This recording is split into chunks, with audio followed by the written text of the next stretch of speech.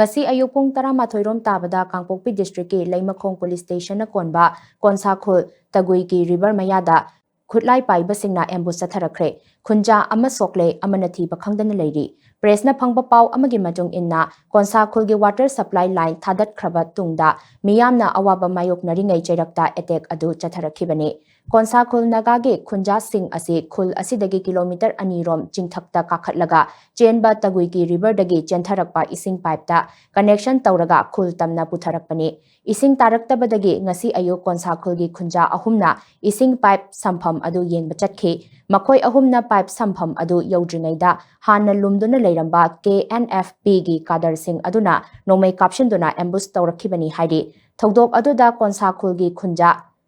Kachiak lung chawang chahi kun mari apokpa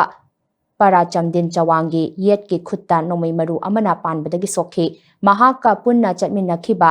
manon bau abon mai chahi 18 apokpa param thonang abon mai ga loinana soklaba Kachiak lung chawang mapham adudagi nanthokutuna chelakhi thodok aduda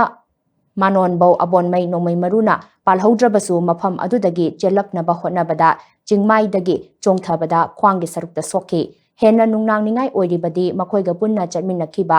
pawngan lakbau chahi 53 apokpa lungle mang hauzik phawbagi oina thiba khangdana leiriba asini nongmai maruna panbadagi soklaba Kachiak lung chawang army na Leimakhongda leiba Indian Army gi camta first aid pinabagi damak pukhre soklabagi imung manung nadi Rims Hospital da pukhatpiu haina appeal tawri haidi thodok adu thokraba matungda Indian Army gi gari 8-9 rom tagui ki turel rom da changsin khiba khunja singna thengna howi haina su paw asina makhatari